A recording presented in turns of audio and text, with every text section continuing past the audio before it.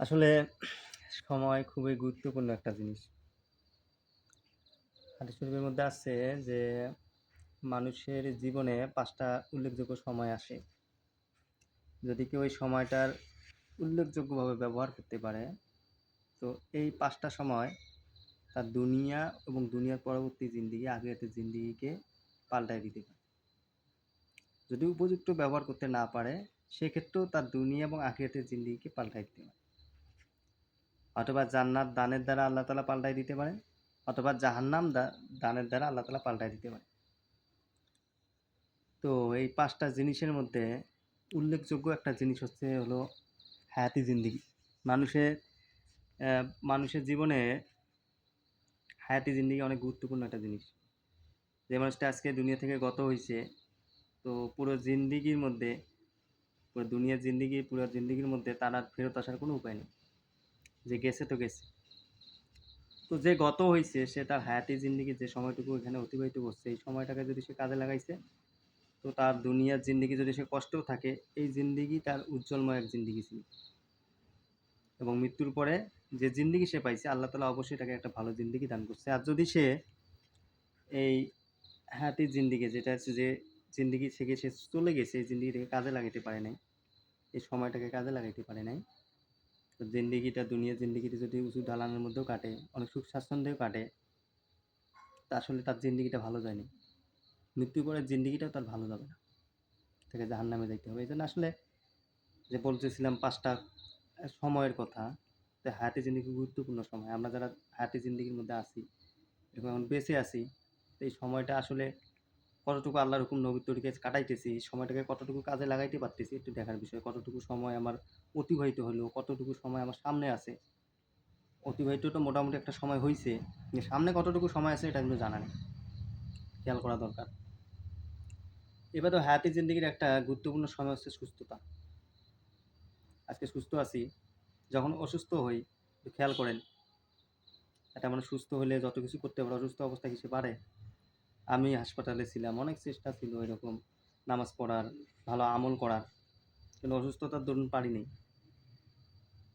আসলে অসুস্থ হলেই মানুষের ভালো কাজ করার ইচ্ছেগুলো বেশি জাগ্রত হয়, নামাজ পড়বো, এইটা করবো, ওইটা করবো।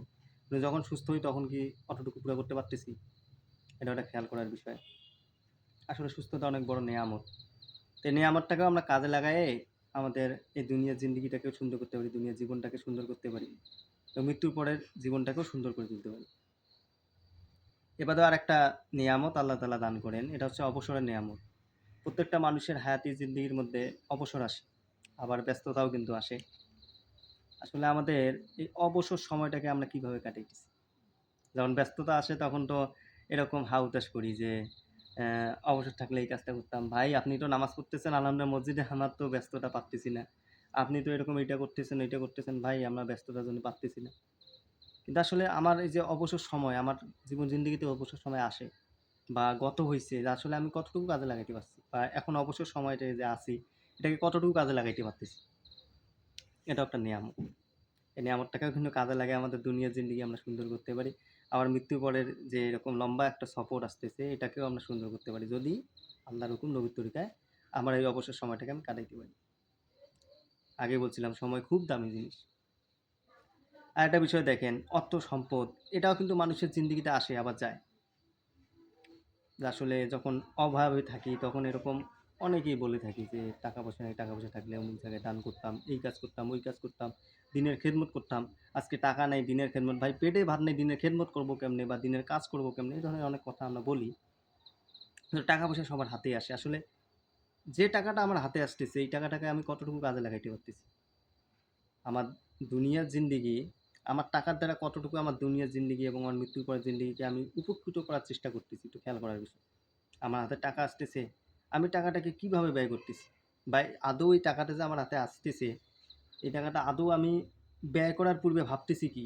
যে আসলে এই টাকাটা আমার কিভাবে ব্যয় করা দরকার? আজকে টাকা না থাকার কারণে ভাবতেছি এইটা করতাম, ওইটা করতাম। কিন্তু যখন টাকা থাকতেছে না, আমার এই ভাবনাগুলো টাকা থাকা অবস্থায় কেন আসতেছে না? খুবই মূল্যবান একটা জিনিস। এর নিয়ামতটাও আমাদের মাঝে কিন্তু আসে। আমরা কতটুকু কাজে লাগাই? তারপরে যে যৌবন, আজকে আমার যে বয়সটা চলতেছে, এর আগের যে বয়সটা, এটা আমি পার করে আসছি। আমার থেকে যারা বয়োবৃদ্ধ, আমার থেকে যারা বয়স্ক, তারা আমার বয়সটাকে পার করে গেছে। তা আমরা নিজেরা খেয়াল করি আমাদের গত ছেড়ে আসা বয়সটাকে আমি কতটুকু কাজে লাগাইতে পারছি।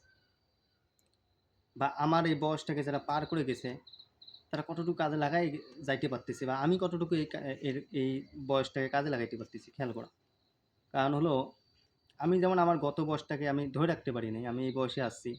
তা আমার বয়সে যারা ছিল তারা আমার এই বয়সটাকে ধরে রাখতে পারে নাই। তারা কিন্তু আমার বয়স পার করে একটা বার্ধক্য বয়সে গেছে। তা আসলে তারা ওই জায়গায় থেকে হয়তোবা আমার বয়সে আফসোস করতেছে, তোমাদের এই বয়সে থাকলে আমি এটা করতাম, ওটা করতাম। কিন্তু এই বয়সে যখন ছিল তখন কিন্তু এই ভাবনাটা তাদের মধ্যে আসেনি। দেখেন আপনি আমিও একই ভুলটা করতেছি।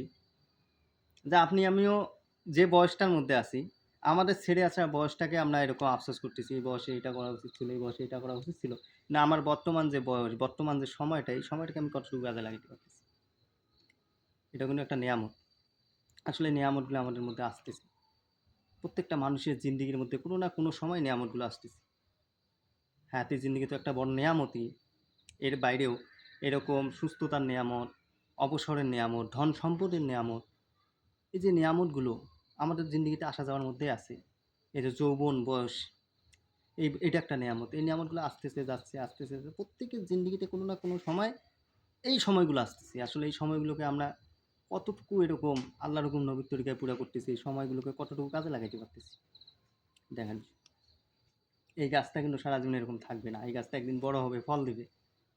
এই গাছের জিন্দেগি যেরকম পরিবর্তনশীল, আপনার আমার জিন্দেগি, আপনার আমার সময় এইভাবেই পরিবর্তনশীল। আসলে এটা নিয়ে আসলে আমাদের ভাবা দরকার। আমাদের ভাবা দরকার। বিশেষ করে আমার ভাবা দরকার। যেন আসলে আমরা আসলে আরও সতর্ক হওয়া দরকার আমাদের।